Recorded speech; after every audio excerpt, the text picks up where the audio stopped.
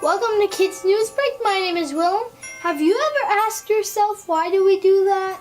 Today we're going to be talking about Christmas traditions and why do we still do them today. First up is the Christmas tree. Evergreen trees and branches have been brought indoors for thousands of years. They were brought inside to celebrate the winter solstice, which usually lands on December 21st. That is the shortest day of the year. The evergreen was used many different ways in the past, but we think that the first decorated tree was thought up by a German preacher named Martin Luther. He was walking at night and he thought that the stars shining through the branches were beautiful. They started decorating the tree with edible things like gingerbread and painted apples. They also used glass-blown decorations and used candles.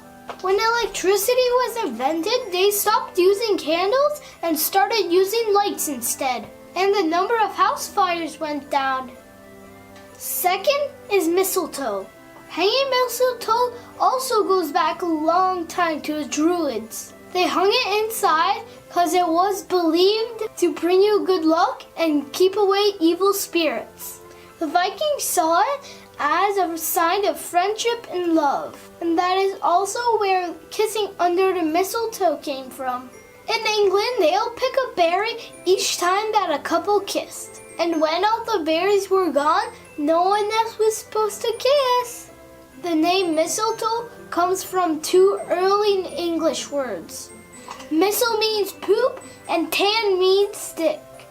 Poop on a stick! Think of that the next time that you're standing under it. Let's check on the weather with Nellie. The weather outside is frightful. Thank you, Nellie.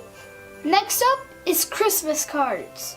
Unlike the other Christmas traditions, this one started in the mid-1800s. Sir Henry Cole was too busy one year to write Christmas letters to his friends. He hired artist John Calkin Horsley, who drew a picture of a family enjoying themselves at Christmas and had the message, "Merry Christmas and a Happy New Year to you."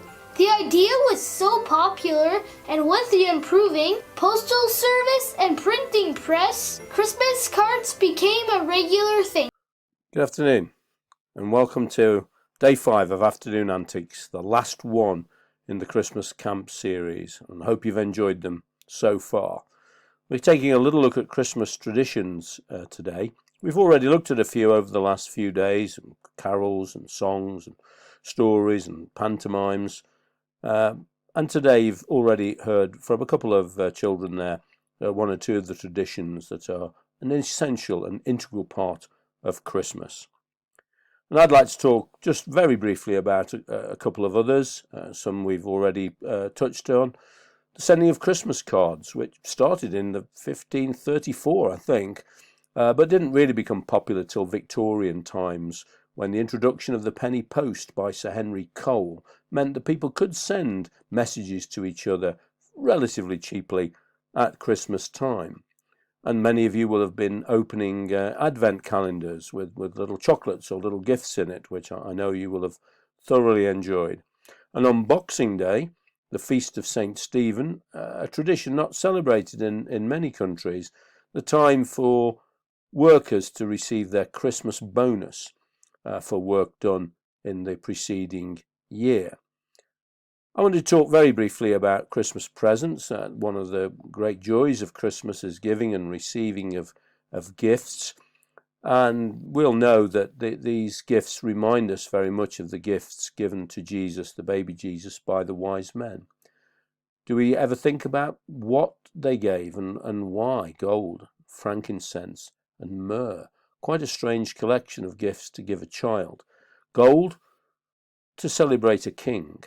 Gold was traditionally given to royal people, so they felt that this baby was going to be a king.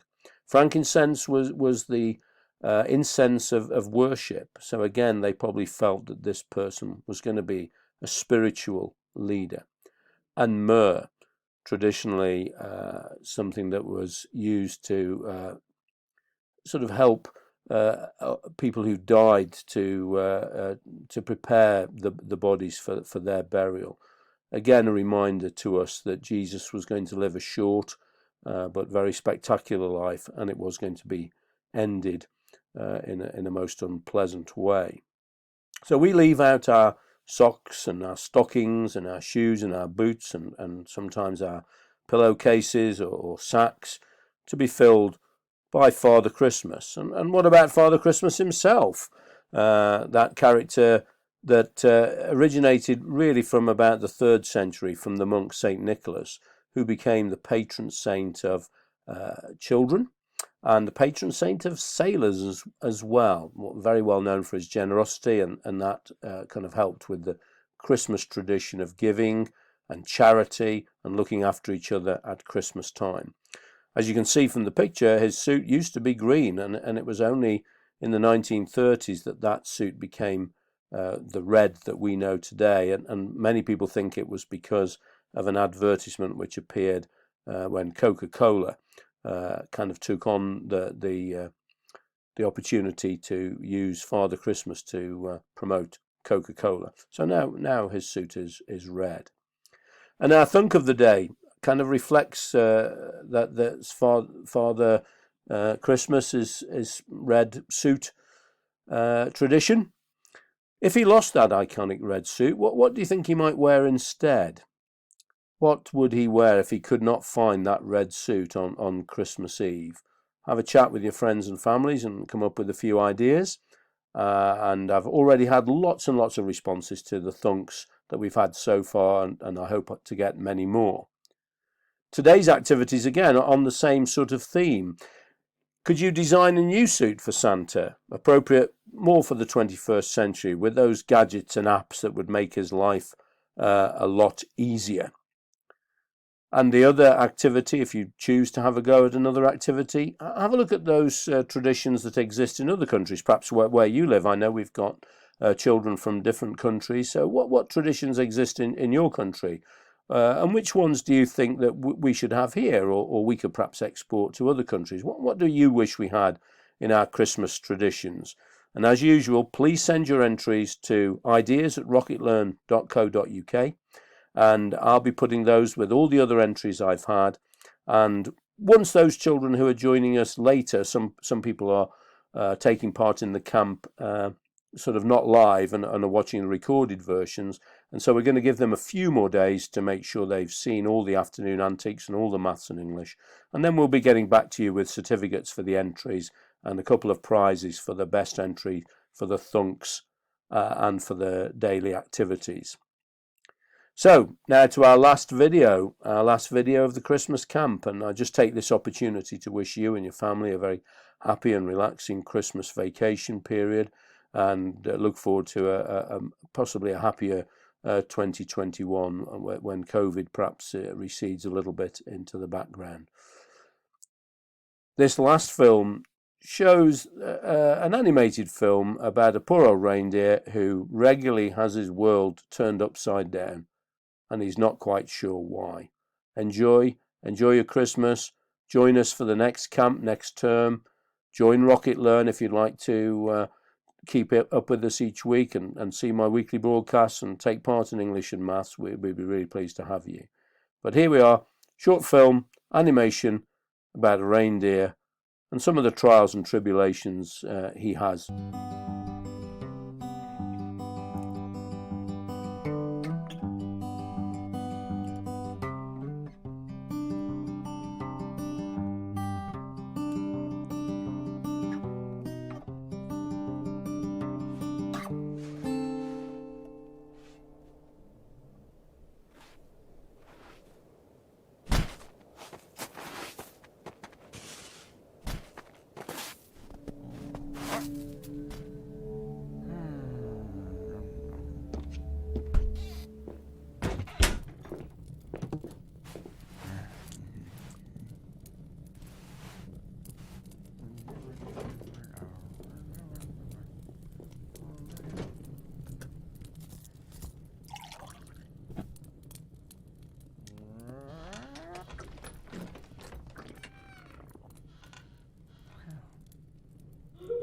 Huh?